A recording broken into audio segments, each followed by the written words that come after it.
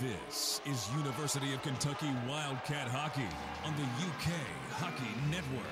And now, your hosts, Aaron Rose and Jason Griefer.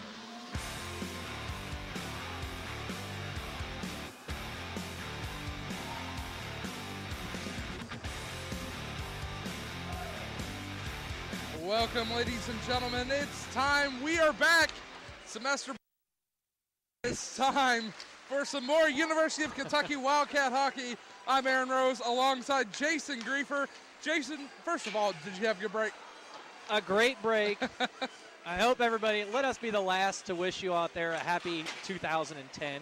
Great break, but we're ready for hockey. I've missed the rink. I missed freezing my backside off here at the rink, and we're ready to go. We're ready to get some action going and see if the Cats can keep their momentum going. Were you getting ready to say hi and in there? Yes, I was. Okay. Well, I caught myself. Well, I don't care. It's all good. Heads up. Oh, boy. Puck's flying already tonight. So tonight, University of Kentucky taking on Lindenwood. Lindenwood, of course, actually a school of multiple teams. Yeah, this is their Division II team. It's not their Division I team. That trounces everybody. Yes, their Division I team playing Arizona tonight. D2, of course, right here. And then they also have a women's team. Lindenwood. They take their hockey seriously out of Lindenwood. They do. Heads up. Oh, boy. So, I didn't see it. I thought you were messing with me. No, it went over Scott's head. Okay. So, big night of hockey ahead, but, of course, we got to get to our breaking news first. And there's actually been a couple of changes here. There's been some minor changes and one major change that has hit this Kentucky hockey squad. Few players are not going to be joining us this semester. Three of them being McLaughlin, McKinney, and Albee, from what we understand. But this, of course, being the major one due to personal reasons. Tony Valerino will not be playing for the University of Kentucky this semester. So, with that being said, there's a new starting three on the front line for Kentucky. That's going to be Taylor Vitt. That's going to be Billy Glass. And last but not least, Michael Getz will be joining the first line. Getz is the next in line. It's a natural fit, and it'll be interesting to see how this new lineup works with itself. Obviously, haven't had a lot of time to get acclimated to each other's style of play, and now you're breaking up the line of Getz and Rohar that have been so prolific. So it'll be interesting to see which guys on the team can step up and replace what Tony Valerino's brought to the squad. And if Valerino had stayed and kept at pace, he was probably going to win the national scoring title.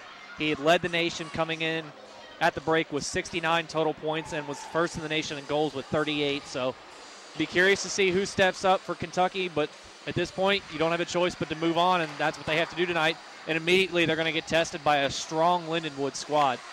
Exactly. This is a team. This situation's not to be dwelled on, because what's said and done, we're just going to. Can't do anything about it now. Exactly. You move on. We're ready to rock and roll. It's going to be Kentucky and Lindenwood tonight. Going to be a huge contest. And not only this, if Kentucky can get 1-1 against Lindenwood, maybe even sweep them, they're going to be moving up from the 4th spot in the rankings right off the bat. Absolutely. Lindenwood's right now ranked number 5 in the Central Region, but don't take that as anything against them. They're coming in tonight with a record of 14 wins, 4 losses, and 2 ties. But you're facing teams from that Central Region, like Michigan State, who's the overwhelming number 1 seed right now in that Central Region. They've played some of the top talent, not only in Michigan, but around the Midwest all season long. Defending national champs Davenport, they're number 2 in the region. Yeah, they've been playing them. I think they possibly stole a win from them. They might have gotten one from Davenport, but that's the level of competition. So that is the number 5 there is equivalent to at least number 3 in this region, with Ohio State and Miami sitting at number 1 and number 2 in the Southeast region. And once again, it'll be interesting to see for Kentucky if they're able to string some wins together and possibly sneak up and snatch away that number 2 ranking and get into the national tournament with an automatic bid. Also, one note for Kentucky, Josh Nicker has returned to the squad. He was with the team last year, didn't suit up the first semester. He has come back, and he is out there tonight, so it'll be interesting to see how many minutes Nicker logs tonight as his first action back for the Cats. Bryce Cotton also has joined the squad. Don't know if he's actually going to be playing tonight or if he's on the practice squad to start out. But Bryce Cotton, a Henry Clay graduate, was off playing juniors for the past couple of years. So we'll see what that's done for him. I don't know if he, like I said, don't know if he's playing tonight. But Kentucky moving around smoothly tonight. Looks like they haven't gotten any, if you will, rink rust. I'm sure you would have to think these guys have been working out on their own. Obviously, definitely. They haven't had much in the way of organized practice over the break.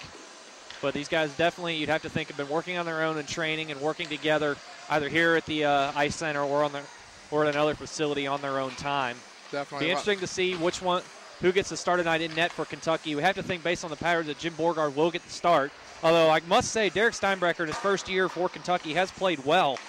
Played just 75 fewer minutes than Borgard, which is about 4 periods less. Right. And a goals allowed average for Steinbrecher of only 3.32. Not bad at all. Considering the competition he's faced and having to play, I think he took the game against Davenport where he gave up 10 goals and still only has a GAA of 3.32.